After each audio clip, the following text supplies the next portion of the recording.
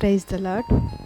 ప్రతి ఉదయం దేవునితో అనే ఈ ఆధ్యాత్మిక కార్యక్రమానికి మిమ్మల్ని ప్రేమపూర్వకంగా ఆహ్వానిస్తూ మీ అందరికీ ప్రభునామములో వందనములు తెలియజేస్తున్నాం.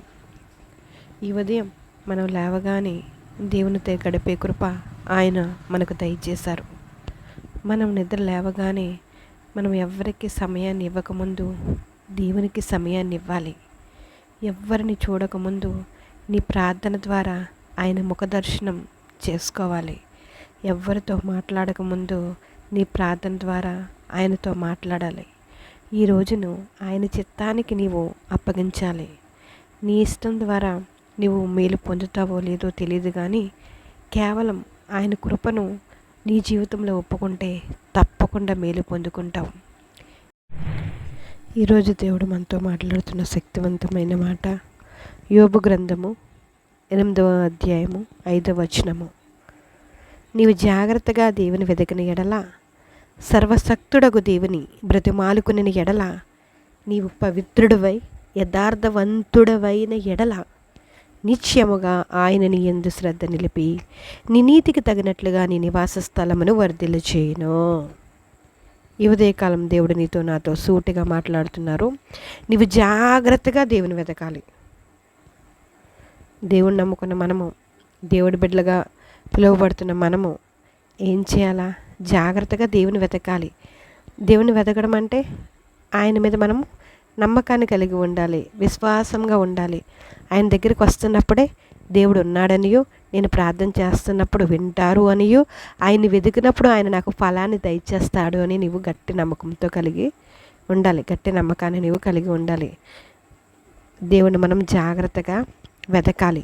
సర్వశక్తుడగు దేవుని బ్రతిమాలుకోవాలి. ఎలా బ్రతిమాలుకోవాలి? ప్రార్థనలో నీవు దేవుణ్ణి బ్రతిమాలుకోవాలి. హల్లెలూయా. నీ ప్రార్థన ద్వారా, నీ మాటల ద్వారా దేవుని నీవు బ్రతిమాలుకోవాలి. దేవునికి ఇష్టంగా మనము బ్రతకాలి. ఈ భూమి మీద ఉన్నప్పుడే మనం భక్తి చేయగలుగుతాము. అందుకే కీర్తనాకారుడు అంటాడు, భూమి మీద ఉన్న భక్తులే శ్రేష్ఠులు, కేవలం వారు దేవునికి ఇష్టలు. మనం భక్తి చేసి ఆ భక్తి ద్వారా దేవునికి ఇష్టమైన బిడ్డలుగా ఉండాలి. దేవుడికి ఇష్టమైన భక్తిని మనము చేయాలి. దేవుడికి ఇష్టమైన భక్తి చేయడం అంటే మనం ప్రార్థన చేసుకోవడము, పాటలు పాడుకోవడము, ఉదయకాలం లేవగానే దేవుణ్ణి ధ్యానించుకోవడము, అంతేనా? దానితో పాటు ఉంటుంది తర్వాత చూడండి, నీవు పవిత్రుడవై పవిత్రంగా ఉండాలి. హల్లెలూయా. పవిత్రత లేకుండా దేవునికి ఇష్టడై ఉండట అసాధ్యము. మన దేవుడు పవిత్రుడైన దేవుడు.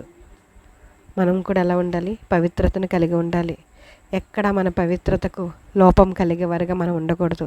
మన క్రియల్లో కానీ, మన మాటల్లో కానీ, మన చేష్టల్లో కానీ మనం ఎప్పుడు మన హృదయాన్ని పవిత్రంగా ఉంచుకోవాలి. శరీరాన్ని కూడా పవిత్రంగానే ఉంచుకోవాలి. దేవుడికి ఇష్టమైన బిడ్డలుగానే మనం ఉండాలి.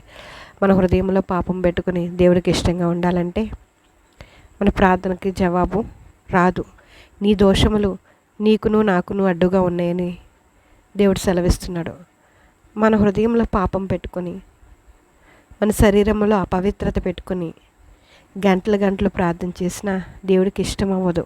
ఆ ప్రార్థన దేవుడి దగ్గరికి చేరదు. నేను గంటలు ప్రార్థన చేస్తున్నాను అనుకున్నా, నీలో పాపం ఉన్నప్పుడు, నీలో పవిత్రత లేనప్పుడు ఆ ప్రార్థన దేవుడి దగ్గరికి వెళ్తుంది అనుకోవడం కూడా కష్టమే. అలా కాదు.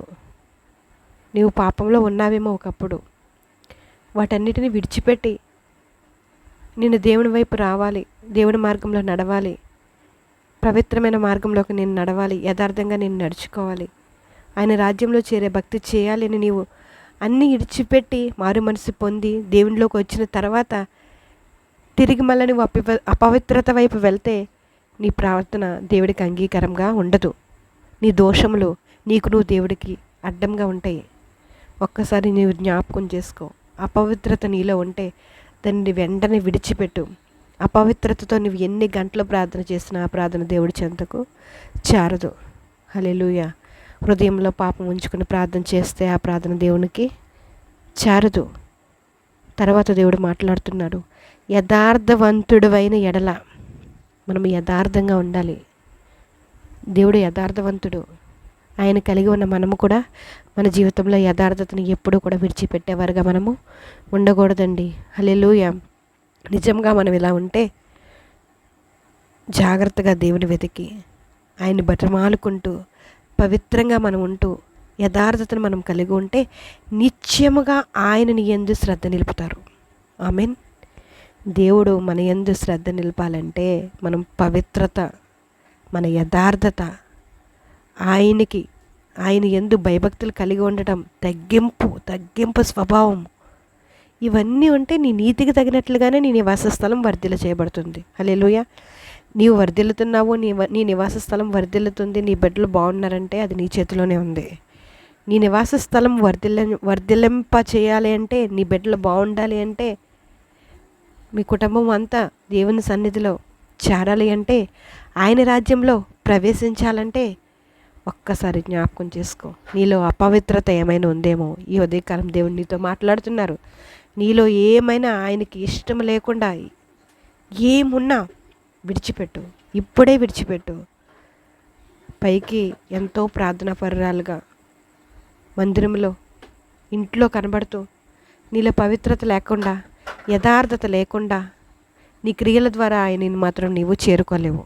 దేవుడు మరలా చెప్తున్నారు, నువ్వు జాగ్రత్తగా దేవుని వెతకాలి, భయభక్తులతో దేవుని వెతకాలి, తగ్గింపు మనస్తత్వంతో నీవు దేవుణ్ణి వెతకాలి, సర్వశక్తుడకు దేవుణ్ణి నీవు బ్రతిమాలుకోవాలి.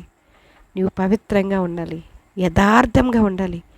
అప్పుడు దేవుడు నిశ్చయముగా నీ యందు ఆయన శ్రద్ధ నిలుపుతారు. నీ నీతికి తగినట్లుగానే నీ నివాస స్థలమును ఆయన వర్ధిల్ల చేయుచారు. ఆమేన్. దేవుడికి మహిమ కలుగును కాక. ఈ ఉదయకాలము దేవుడు మనతో సూటిగా మాట్లాడుతున్న మాటలను మనం ధ్యానించుకుందాం.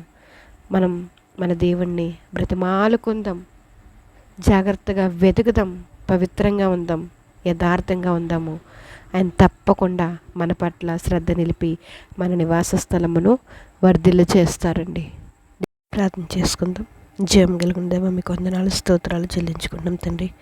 ఈ ఉదయకాలమైనా మీరు మాతో మాట్లాడినందుకు మీకు స్తోత్రములనైనా.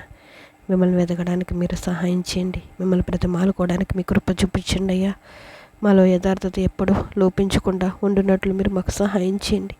మేము ఎప్పుడు పవిత్రంగా మీకు ఇష్టమైన వారుగా ఉండడానికి నేను మీ కృప చూపించండి ప్రభువా. మీకు వందనాలు వందనాలు వందనాలు వందనాలు తండ్రి. మా నోటి మాటలు, మా హృదయ జ్ఞానం మీకు అంగీకారంగా ఉండేటట్లు నైనా మీరు మాకు సహాయం చేయండి. మా జీవితంలోనైనా మా ఇష్ట ప్రకారం కాకుండా మీ చిత్త ప్రకారం జరగడానికి మీ కృప చూపించండి. ఇదిగో వింటున్న ప్రతి ఒక్కరి కుటుంబాలను నేను మీరు జ్ఞాపకం చేసుకుని వారి ప్రతి ఒక్క అవసరం